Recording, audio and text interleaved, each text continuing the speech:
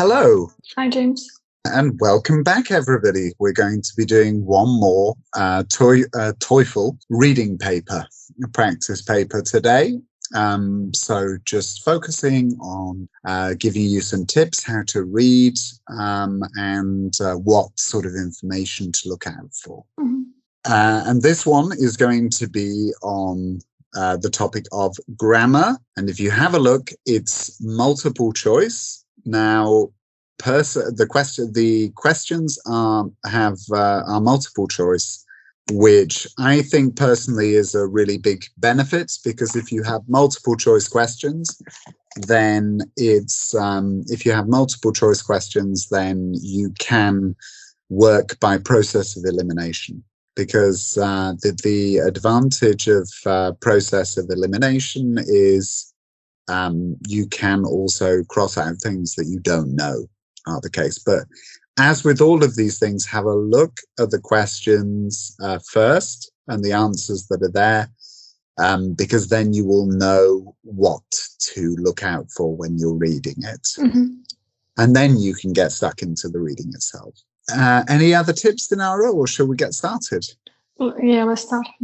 Yeah, sure. So, Toefl reading practice paper. Oh, it's very small font. The creators of grammar. No student of a foreign language needs to be told that grammar is complex. By changing word sequences and by adding a range of auxiliary verbs and suffixes, we are able to communicate tiny variations in meaning. We can turn a statement into a question, state whether an action has taken place or is soon to take place, and perform many other word tricks to convey subtle differences in meaning. Nor is this complexity inherent to the English language. All languages, even those of so-called primitive tribes, have clever grammatical components. The Cherokee pronoun system, for example, can distinguish between you and I, several other people and I, and you, another person, and I. In English, all these meanings are summed up in the one crude pronoun, we. Grammar is universal and plays a part in every language, no matter how widespread it is. So the question which has baffled many linguists is, who created grammar? At first, it would appear that this question is impossible to answer. To find out how grammar is created, someone needs to be present at the time of a language's creation, documenting its emergence. Many historical linguists are able to trace modern complex languages back to earlier languages, but in order to answer the question of how complex languages are actually formed, the researcher needs to observe how languages are started from scratch. Amazingly, however, this is possible. Some of the most recent languages evolved due to the Atlantic slave trade. At that time, slaves from a number of different ethnicities were forced to work together under colonizers' rule. Since they had no opportunity to learn each other's languages, they developed a makeshift language called a pidgin. Pidgins are strings of words copied from the language of the landowner. They have little in the way of grammar, and in many cases it is difficult for a listener to deduce when an event happened and who did what to whom. Speakers need to use circumlocution in order to make their meaning understood. Interestingly, however, all it takes for a pidgin to become a complex language is for a group of children to be exposed to it at the time when they learn their mother tongue. Slave children did not simply copy the strings of words uttered by their elders. They adapted their words to create a new expressive language. Complex grammar systems which emerge from pidgins are termed creoles, and they are invented by children. Further evidence of this can be seen in studying sign languages for the deaf. Sign languages are not simply a series of gestures. They utilize the same grammatical machinery that is found in spoken languages. Moreover, there are many different languages used worldwide. The creation of one such language was documented quite recently in Nicaragua. Previously, all deaf people were isolated from each other, but in 1979, a new government introduced schools for the deaf. Although children were taught speech and lip reading in the classroom, in the playgrounds, they began to invent their own system, using the gestures that they used at home. It was basically a pidgin. Each child used the signs differently, and there was no consistent grammar. However, children who joined the school later, when this inventive sign system was already around, developed a quite different sign language. Although it was based on the signs of the older children, the younger children's language was more fluid and compact, and it utilized a large range of grammatical devices to clarify meaning.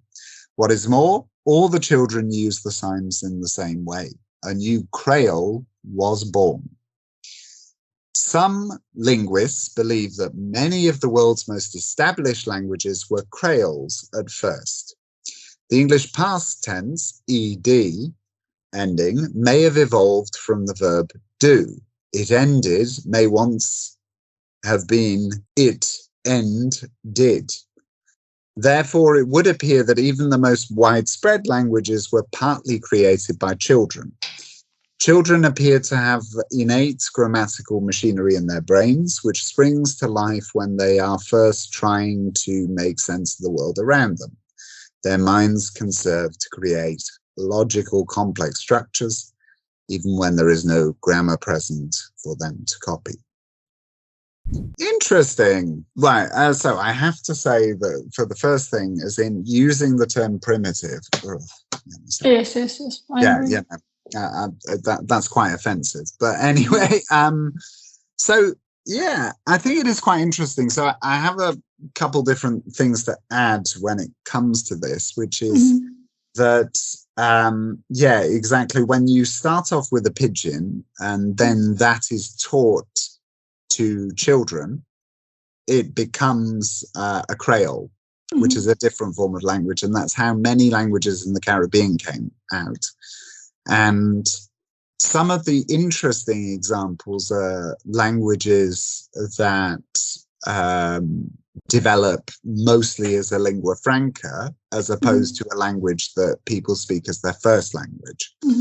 So I know that's the case with Swahili, for example. So it is primarily a lingua franca, so a language to communicate with other people in, so not your own family and, as in the people in your area or your village or your town.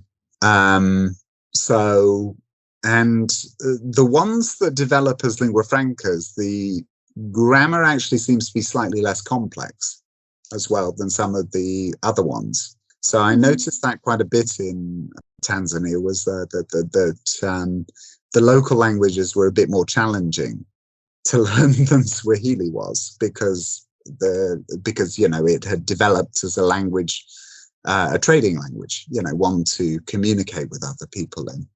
So yeah, it's interesting.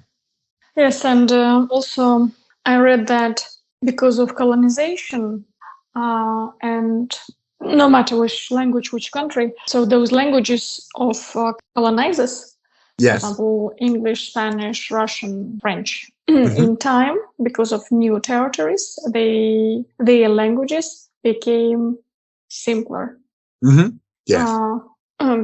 the aim was to teach. So it's natural. New countries, they needed to learn language of colonizers quicker. But I think also what it is that it's not necessarily simpler or more complex. It's just languages change. Yeah. So, I mean, if you compare, for example, as in, if we look at, so English is a good example of this, because if you look at Old English, so the original language, as it were. So that was spoken by Anglo-Saxon settlers in England, in what later became England, and obviously the south of Scotland as well. And Old English gave birth to both the English language and the Scots language, but that's, a different story. But if you look at Old English, it is a highly inflected language. So it has several cases and grammatical genders and things like this. You could argue that English simplified by dropping this through exposure to Old Norse and the Celtic languages, and then Old Norse, and then to Norman French later. But to a certain extent, that didn't necessarily make it more simple, though. It may have. This is an arguable point, basically, because suddenly, instead of being inflected and having all these cases, it had become highly analytical. Yeah. So the position of the words is really, the word order is so strict in a way that it wasn't 1200 years ago. 1200 years ago, you could be much freer with the word order because it was clear what the object of the sentence was and what the subject of the sentence was. Whereas now you just don't know. So you have to be very clear, because if you say the dog bites the man and the man bites the dog, these are two sentences with totally different meanings, and one is very newsworthy, the other isn't. So I wouldn't say that it's necessarily they get simpler. It's just they change. Yes, I agree with this point of view, guys. I'll be very interested to which language is your mother tongue, and do you have cases, and how many cases does your language have? Very interesting. Because I believe there are some languages that have lots of cases. So I think it's Finnish has 13 or something like that, or 16 or something. So it's either Finnish or Hungarian. I know that those languages have a lot of cases. So I found out quite some time ago that the biggest amount of cases, there is a language in Caucasia. It's called Tabasaran. Okay. So they have only 100,000 people speaking that language, and they have 44 cases. So far is the language with the biggest amount of cases in the world. Ah, interesting. 44. 44, yeah. That would be a bit intimidating to learn. So, so you might, that would be quite scary to learn that language with 44 cases. I suppose you get used to it, though, after a while, but it is amazing, this complexity in the world's languages. It's, but I think another point is that, you look at, for example, Spanish, and there are certain, which is another big, huge world language. There is, there are plenty of things about Spanish that are relatively straightforward, so things like the pronunciation of Spanish is not particularly difficult, especially those vowels, the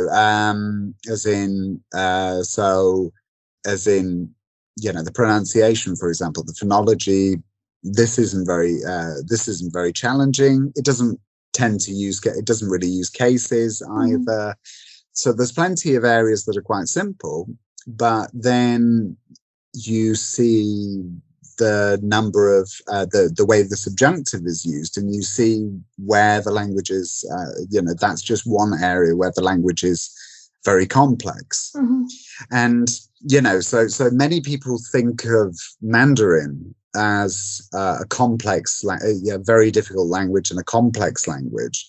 But you have, and it certainly is in terms of, the writing system, and the tonal system takes some time to get used to, I could imagine.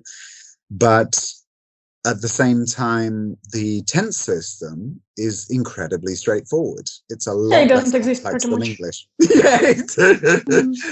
Because I think they just use a word that is in the past, so as in a past marker or something like that. Yeah, they just say today, tomorrow, yesterday, last year. because in Chinese there is no, so their words do not have suffixes, endings, prefixes. Yeah. They are pure roots. I see, yeah. As in, no, that's a and I think part of that is because all of the words seem to only have one syllable.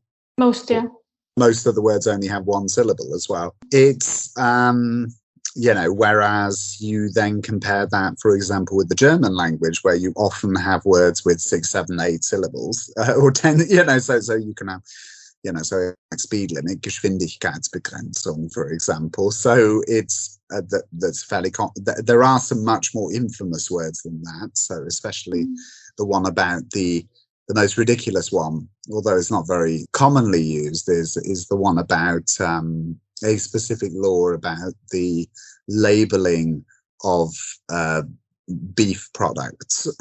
So, and that one is just ridiculous, about the surveillance or supervision of the labeling of beef products or something like that. And it's just unbelievable. It's I think it was Rindfleischertechierungsaufgabensübertragungsgesetz, and I might have got some of those the wrong way round. But you just hear that, it's a bit terrifying.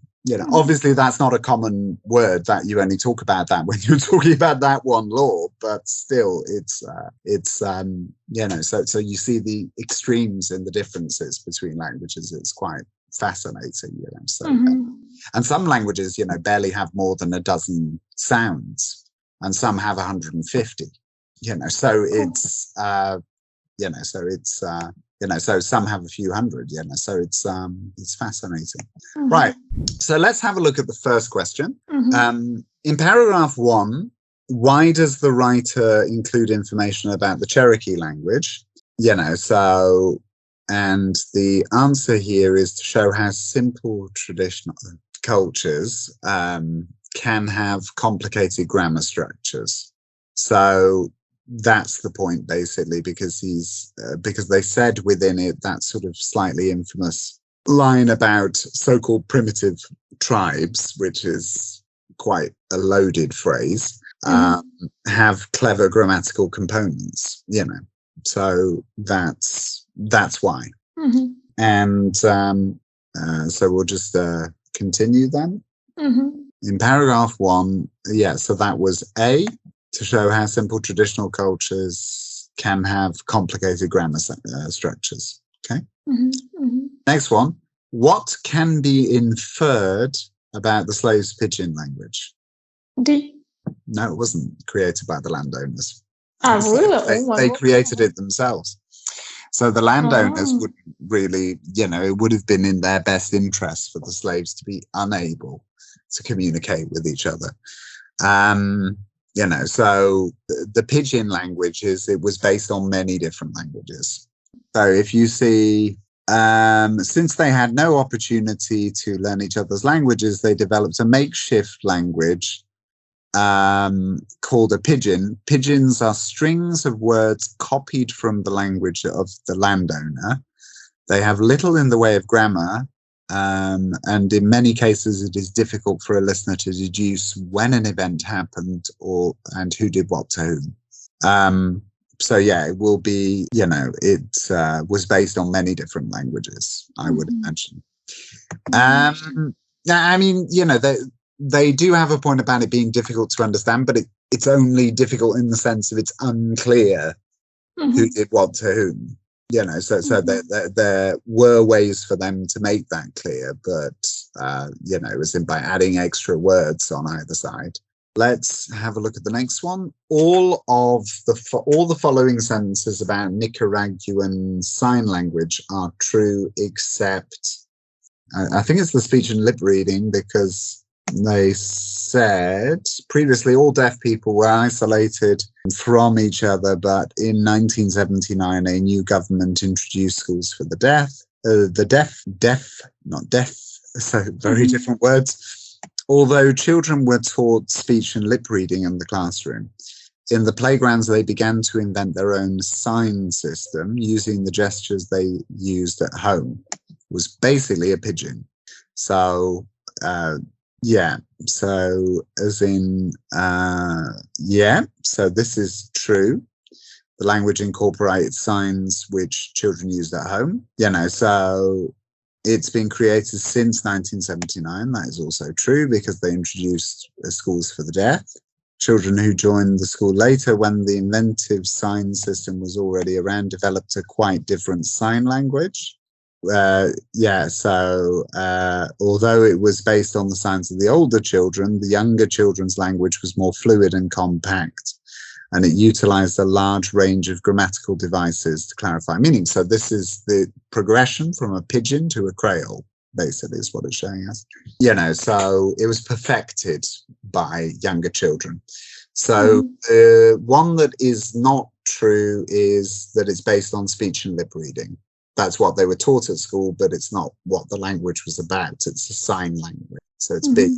And also, incidentally, there's not even just sign languages. There are also touch-based languages that are used for people who are deaf and blind. Really cool. So they touch each other? Yeah, exactly. So you touch the wrist, for example, 2, 3, so like with one finger, 2 fingers, as in different motions, etc. I think that's how it works. So so they might do this, see, with the wrist. So it's a touch-based language because obviously somebody who is deaf and blind can't hear or see. So touch is one of the few.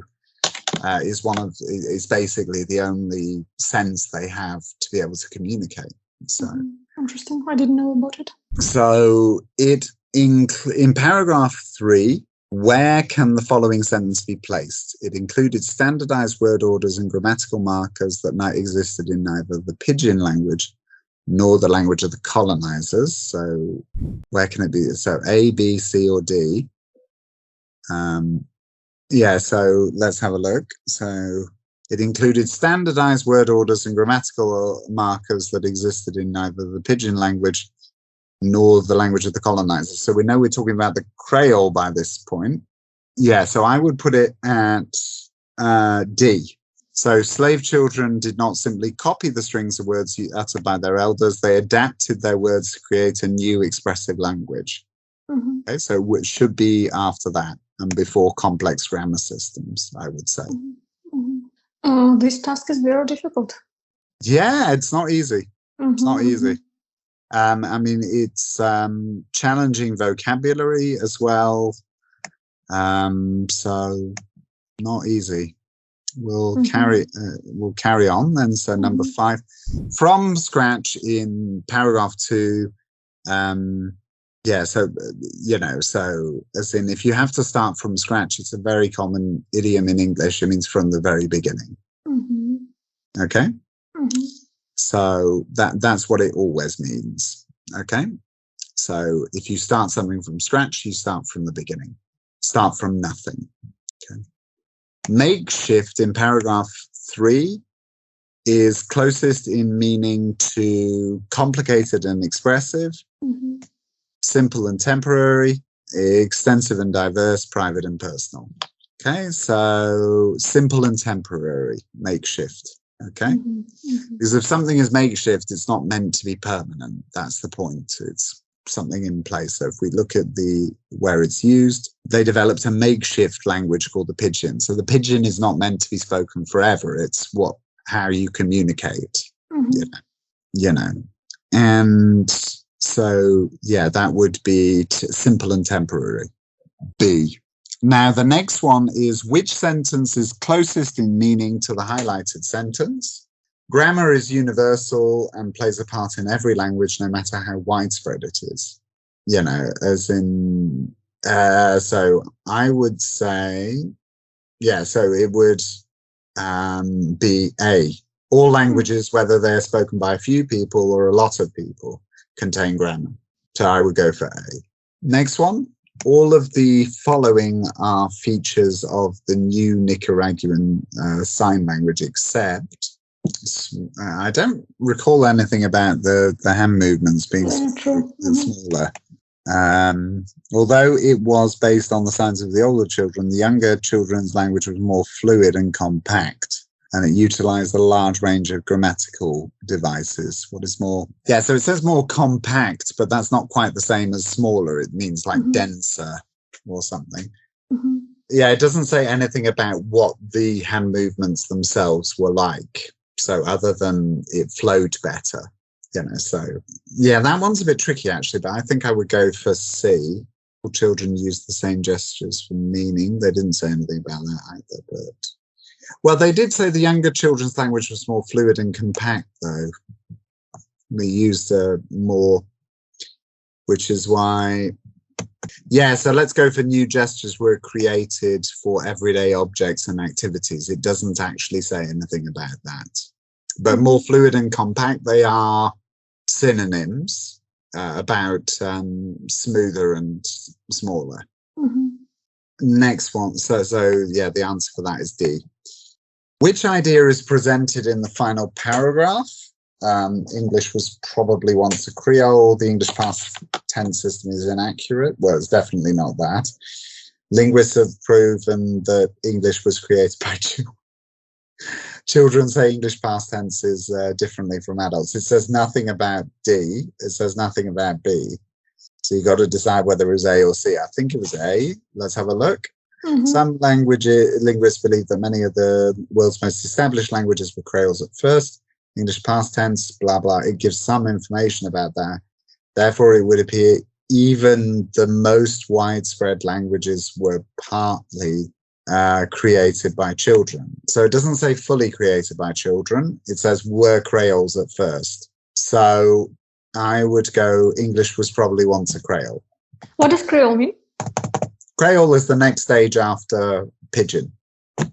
So a Pidgin is that temporary language where they're just borrowing certain phrases from like a base language and then from other languages. But it's a temporary thing that non-native speakers have picked up to just be able to communicate. Whereas a Creole is when that is then taught on to the children and it becomes its own language. That's a Creole. Look at the word consistent in paragraph 4. This word could be replaced by which of the following? Natural, predictable, imaginable, or uniform. Word consistent. So probably uniform, but let's have a look. Let's have a look at where it is. There was no consistent grammar. I would go for that, so they've said each child used the sounds differently and there was no consistent grammar. There was no uniform grammar. So they didn't agree on a uniform grammar system. I see, guys, this article is difficult to me. Only with your help, I managed to find answers. And as you see, Toefl, to pass it, is not enough to have B2 level English. You also need to be interested in certain topics. Yeah. Yes. And quite scientific. Thank you, James, as usual, for helping with this, and see you in next episodes. Yes, see you in the next episode. Bye-bye. Bye.